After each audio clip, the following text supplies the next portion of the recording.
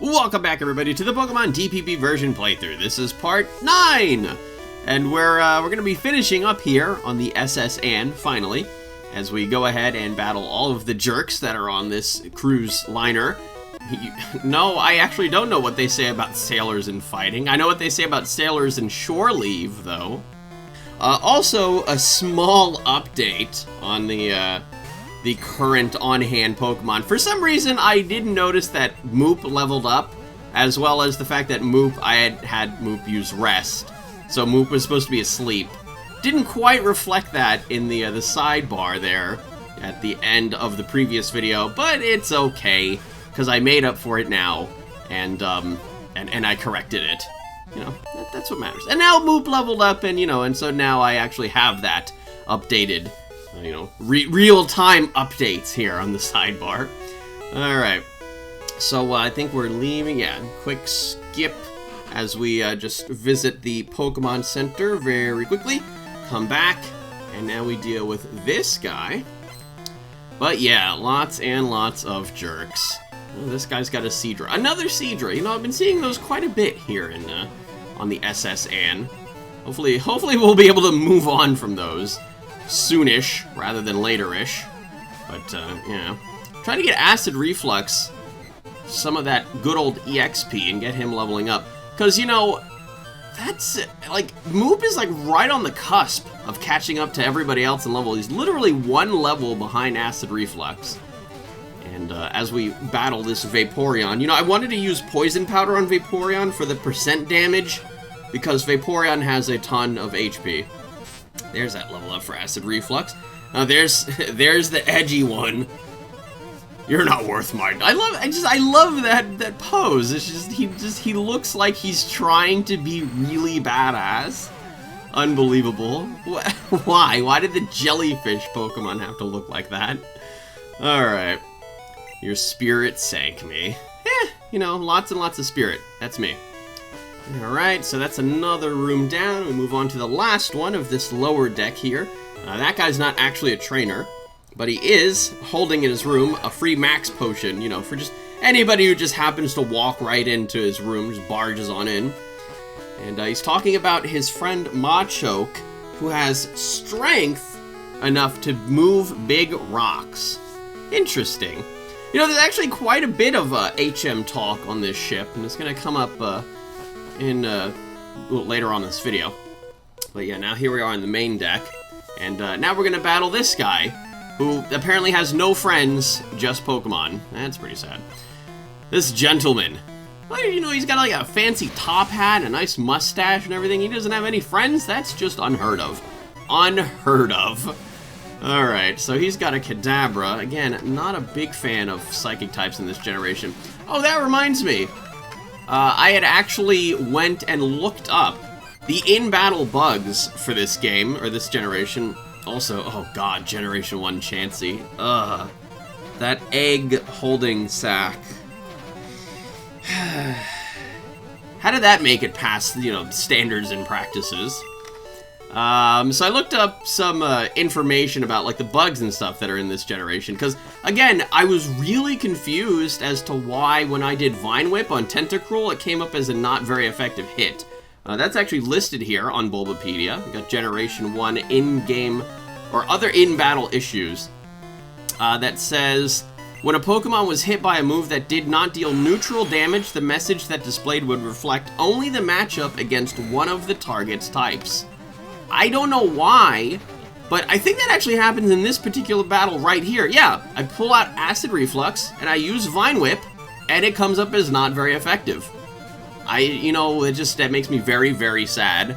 So every one of my attacks that I use now with Acid Reflux are going to be a not very effective hit, because all he has is Vine Whip and Acid. And Nidoking is apparently resistant against both. So we just have Velocitus out, just deal tons of damage, because, you know, Velocitus hits like a truck, and probably moves a lot faster than one, too, because, you know... Actually, you know what? I gotta look that up now. How fast exactly does Dodrio run? And I wonder if there actually is some sort of information.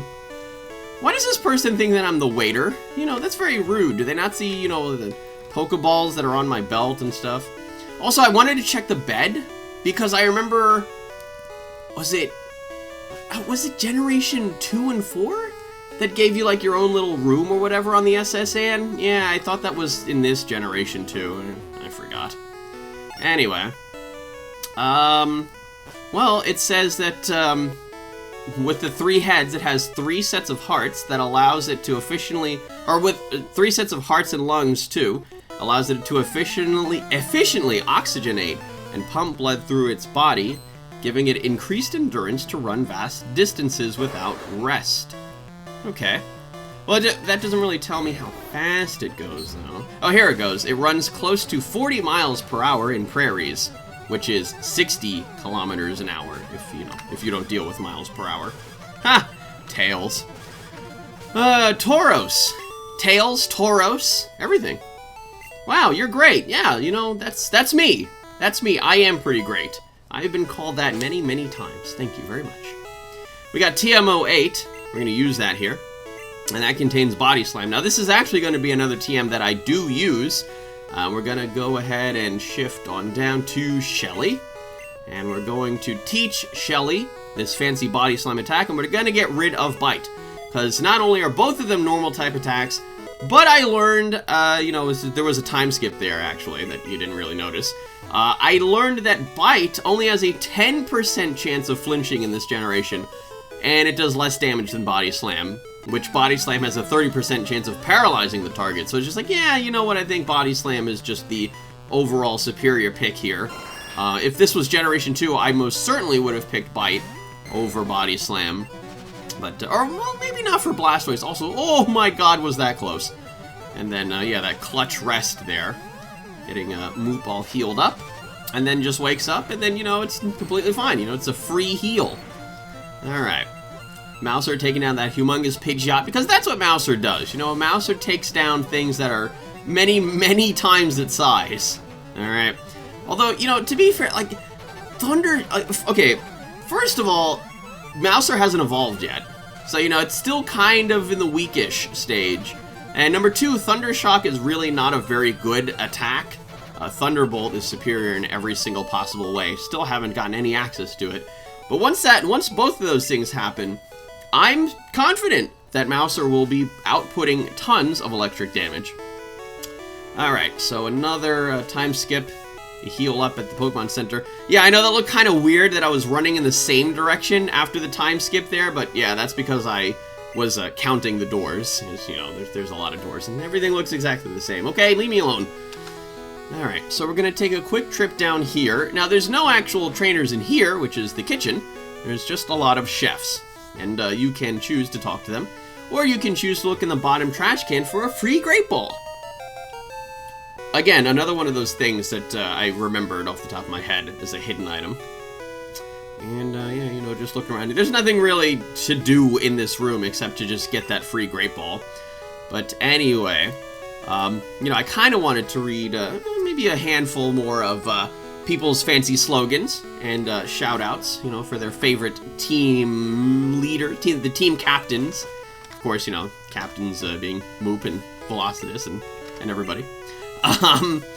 Let's see, what was the one that I was going to read here? Proban Co. says, here's one for Moop. Don't Moop because it's over, smile because it happened. The idea there was that he was thinking of the word Moop as Mope, but, to be honest, Moop really doesn't have a definition. It's just Moop. That's it. It's just its own thing. But, yeah. There was a handful of other in-battle bugs that I was very disturbed by. Due to a glitch, focused energy and dire hits cuts the user's critical hit ratio by 75% instead of doubling it. Well, so anytime I see one of the enemy Pokemon using focus energy, then I know not to worry, because apparently it's bugged beyond belief. There was another one that actually had rest. Yeah, concerning rest. Although rest removes status conditions, it would not alleviate the stat debuffs caused by a burn or paralysis. Well, that's something that I have to take into consideration too, like just in case, Moop gets paralyzed or burned or something, and I use rest to heal it off. Yeah, I better also switch once that's over. Also, let's see. Also, oh yeah, Krabby. This Krabby actually tries to use Guillotine at a specific point. I think it already did it. But, yeah, speaking of Guillotine, there's another in-battle issue that says counter could be used in response to Guillotine or Horn Drill to instantly defeat an enemy Pokemon, even if the move hit the user's substitute. Good God. Yeah, substitute was pretty bugged too from some of the things that I've seen here. Such as if Hyper Beam knocked out a Pokemon or destroyed a substitute, the user would not need to recharge on the succeeding turn. Also, Self-Destruct and Explosion did not make the user faint if they destroyed a substitute. What? God. It's funny, I don't remember any of these issues actually happening to me. So, perhaps they're just uncommon to rare bugs that would happen, you know? Like, it's just a certain number of things that have to align. Like, the stars have to align in order for people to actually experience these bugs. Oh, this guy gives us Pokédex information, sort of, on Snorlax, which is pretty nice. Again, you know, I could have actually went and seen that Snorlax that was off to the east of Route 11. But instead, I'm on the SSN seeing what this guy fished up. Let's see. Go back to the comments here. Magnamix, once again, aka Kite, who's very firmly on Team Acid Reflux, and I think very much despises Team Mouser. Says, Team Acid Reflux, he makes our hearts burn. The other teams are full of heathens for not following the one true god. Also, who do you think would win in a fight, Mouser or Mario? But you know, I think if Mouser is, you know, the way he is now, I would definitely say Mario. I don't know, maybe a level 100 Raichu Mouser might be able to take down Mario. Well, Mario has all those power-ups, so, you know, Mario would probably win. Whatever. Let's see. Oh, I mean, unless he means the SMB2 Mouser, in which case Mario definitely wins. Also, you know, I don't know how, but this guy managed to fish up a Slowbro and a Gyarados, which then does Hydro Pump, and then makes Mouser faint. As you can tell, even with the super speed, I was there for several seconds. Yeah, I was pretty upset by that. I think, is that the first time that Mouser's fainted since he's gotten his cool shades, sunglasses, and stuff? I don't know, I think it was. Which, again, it was very upsetting. But yeah, I decided to go back to the Pokemon Center, which I think was a very good idea, before actually battling this next guy. So that, you know, I can have everybody, and everybody can be on hand, ready to, you know, soak up the EXP that they, oh my, that they deserve. A Raichu, interesting. Alrighty. Moop's already paralyzed, and then, yeah, we're just trading Thunder Waves here. Switch out to Acid Reflux, aka, as in Kite's words, the one true god. Another Thunder Wave, so everybody's just getting paralyzed here. There's just a lot of paralysis happening in this particular battle. And then we beat him. That was it. It was just like, that was less than 1,000 EXP for all of that trouble that I had to go through battling that Raichu. I am not a big fan. Not a big fan at all. Yeah, these guys aren't actually trainers, but yeah, they're the ones that talk about more HM stuff. Yeah, talking about Kite, and then, yes, I've seen some Pokemon ferry people across the water. Gee, I wonder what they're talking about. Alright, we've got 3 more doors to check before we can move on to where the captain is. The captain's quarters. And, yeah, now we're gonna battle this gentleman. Why not? You know, just clearing out the entire SSN, just getting all the EXP that I can possibly get. Dude, I love Arcanine's Cry. I think it's so awesome. You know, I remember listening to it quite a bit when I did the boss battle for Champion Blue.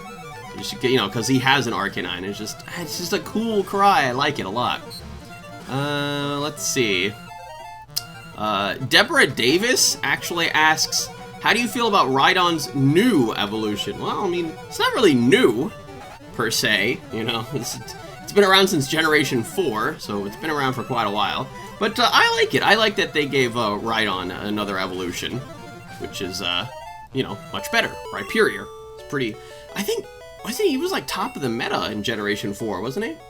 Pretty gosh darn strong, that Rhyperior. Walking out. Walking back in so I can move that guy out of the way and get this item without having to battle this girl first. But, you know, I was going to battle her anyway, but I wanted to see what the item was, alright? Leave me alone. Oh, good! Another Raticate! A.k.a. that Pokemon that I absolutely hate. Hey, that rhymes. Yeah, I think this Raticate ends up doing something very, very upsetting.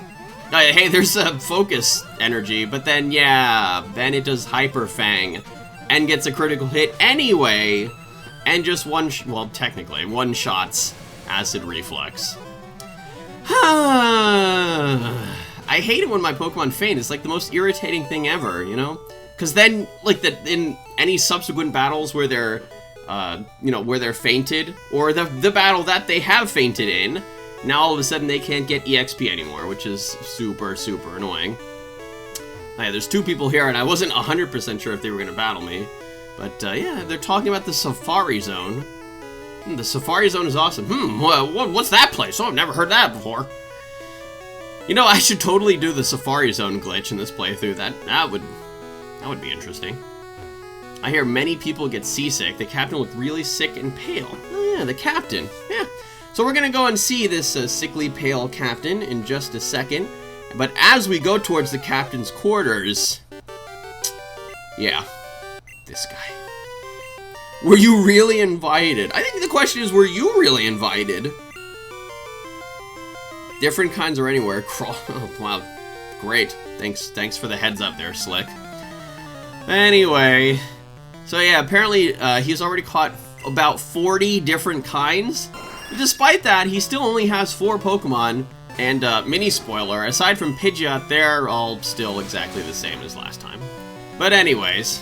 So yeah, Aoke, 1993. I think I said that right this time. Says, Team Acid Reflux all the way, KOing Pokemon all through the day. Delivering pain is where he blossoms. He is the root of your opponent's problems. What a poem! Yeah, that's not even a slogan. That's like a poem now for Acid Reflux. So we've evolved now, in a sense. We've evolved from slogans, and now we're into poems. This is getting pretty amazing already.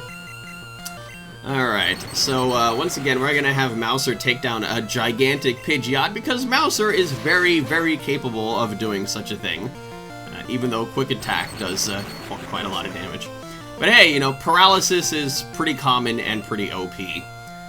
Alright, so that's it for that Pidgeot.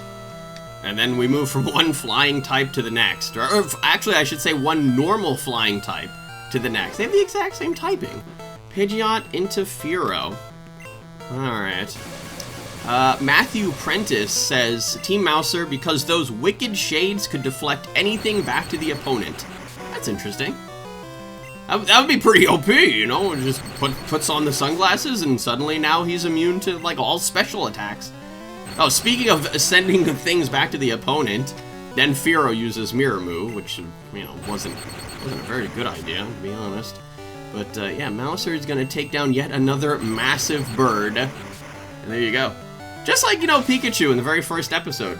Well, I guess those weren't massive birds, but it's similar, okay? He took down, like, those millions of Spearows that were almost certainly trying to kill Ash, which was pretty grim for the anime. Of course, they don't really go that far that often. Actually, no, you know, there kind of have been, you know, sort of like, you know, trying to kill people moments.